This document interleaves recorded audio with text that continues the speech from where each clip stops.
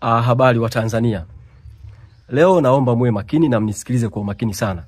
Kwa sababu makala hii ya leo inalenga kujibu maswali makubwa matatu. Kwanza, kwa nini Tanzania ni maskini?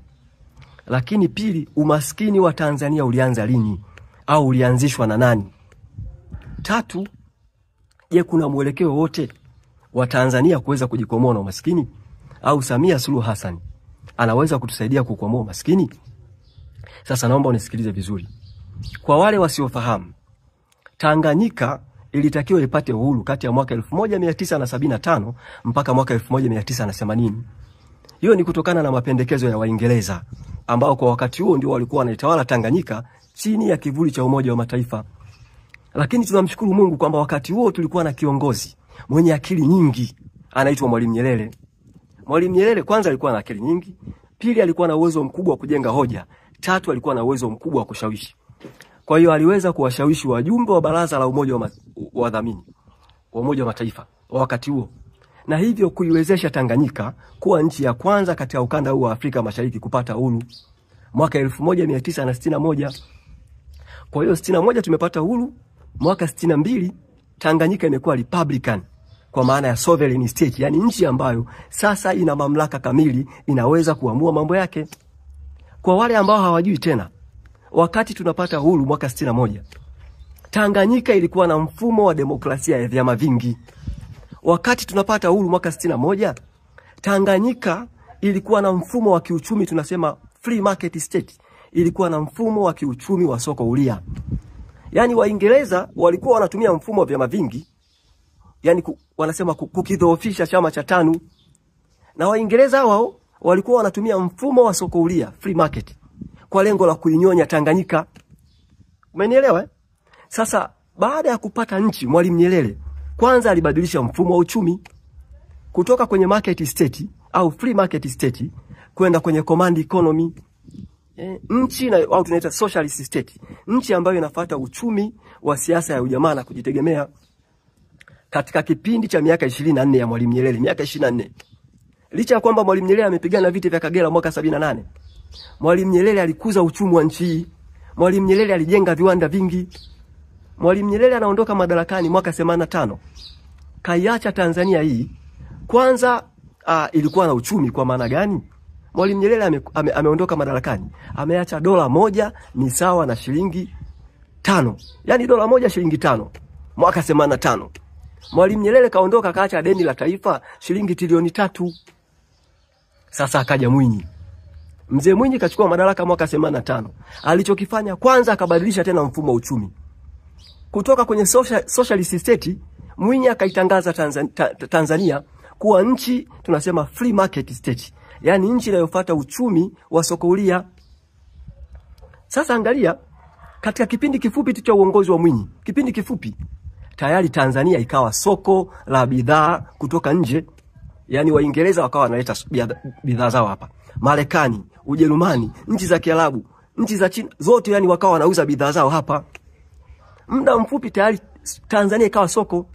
Sasa viwanda vyetu vikaanza kufa kwa sababu gani? Vilikuwa vinashindwa soko la ushindani, vinashindwa ubora wa bidhaa. Katika uongozi wa Mwinyi viwanda vikaanza kufa. Mwinyi akaanza kukopa. Ubadhirifu uliongezeka wakati wa mzee Mwinyi. Mwinyi amekaa madarakani miaka 10. Amekopa trilioni 15. Trilioni 15 mzee Mwinyi amekopa. Yani mzee Mwinyi anangatuka mwaka 1995 ameacha deni la taifa shilingi trilioni 18. Hapo akaja mzee Mkapa sasa mwaka 95. Mzee Mkapa amepambana sana kukuza uchumi wa nchi hii. Kapambana mno.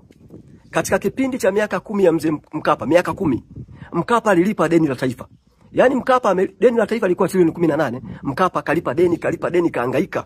Mkapa anaondoka madarakani mwaka 2005, ameacha deni la taifa shilingi trilioni 10. Nisikilize vizuri. Wakati mzee Mwinyi anangatuka madarakani mwaka 85, tayari dola moja imeshafika shilingi 600. Yani Mwalimu Nyerere kaondoka kaacha nchi dola moja shilingi 5. Mwinyi kaondoka madarakani miaka 10 tu, tayari dola moja imefika shilingi 600. Alipoingia sasa mzee Kikwete sasa mwaka 2005, yani Kikwete kavuruga nchi, kavuruga uchumi. Katika kipindi cha mzee Kikwete kama mnakumbuka, ufisadi uliongezeka, mafisadi papa wakazaliwa, akina mafisadi papa wakubwa, ufisadi ule mkubwa ule wakati wa Mzee Kikwete. Kuna watu wanasema wakati wa Kikwete hela ilikuwa inapatikana. Kwa taarifa yako, Kikwete alikuwa ni bingwa wa kukopa. Kikwete kakaa madarakani miaka 10, amekopa shilingi trilioni 25. Kuanzia mwaka 95 mpaka 2005 Kikwete amekopa shilingi trilioni 25. Kwa hiyo Kikwete anaondoka madarakani, kaacha deni la taifa shilingi trilioni 35. Sasa kuna watu hawajui, nisikilize vizuri. Unamwona Mzee Kikwete? Kikwete alifundishwa uongozi na Mzee Mwinyi. Mwaka 1982 Kikwete aliteuliwa kuwa mbunge, baadaye akateuliwa kuwa naibu waziri wa maji. Mwaka 85 Kikwete huyu mnayemwona huyu Mzee Kikwete huyu aliteuliwa kuwa waziri wa fedha. Mzee Kikwete huyu. Kwa hiyo unaweza ukajifunza hapo. Kikwete alikuwa bingwa wa kukopa. Hawajui namna ya kukuza uchumi, wao wanachojali ni kukopa tu. Na Watanzania hawajui kuhoji maskini ya Mungu. Wanaona tu mambo yanaenda, hawa jamaa ni mabingwa wa kukopa. Kwa sasa nisikilize vizuri. Kikwete anaondoka madarakani mwaka 2015. Tayari dola moja imefika shilingi 2300. Dola moja 2300. Yaani kutoka kwa Mzee Nyerere dola moja shilingi 5, dola moja imefika 2300. Uchumi wa nchi hoi taabani. Unamwona huyu Samia Suluhu Hassan huyu? Samia Suluhu Hassan amefundishwa uongozi na Kikwete. Nawaambia tena, Samia Suluhu Hassan amefundishwa uongozi na Kikwete. Sasa angalia, Samia Suluhu Hassan kakaa madarakani miaka 4 tu, amekopa trilioni 47. Trilioni 47. Hawajali, hawazungumzi namna ya kukuza uchumi, wao wanachojua ni kukopa tu. Kukopa tu. Mtanzania, mimi nakwambia, wewe endelea kucheka hivyo, endelea kucheka. Nchi yako inaangamia, Tanzania inaangamia. Kwa wewe kama unamuunga mkono Samia Suluhu Hassan, wewe jua kwamba unashiriki kuua uchumi wa nchi yetu. Unashiriki. Ndugu Mtanzania, kama unafikiri kwamba kuna dalili zozote za nchi hii kujikwamua na umaskini, sahau. Dalili za umaskini katika nchi haziwezi kuondoka hata kidogo. Kwa sababu Samia hana akili, nyinyi hamjui. Samia ni debe tupu, nyinyi hamjui, hamna kitu kichwani.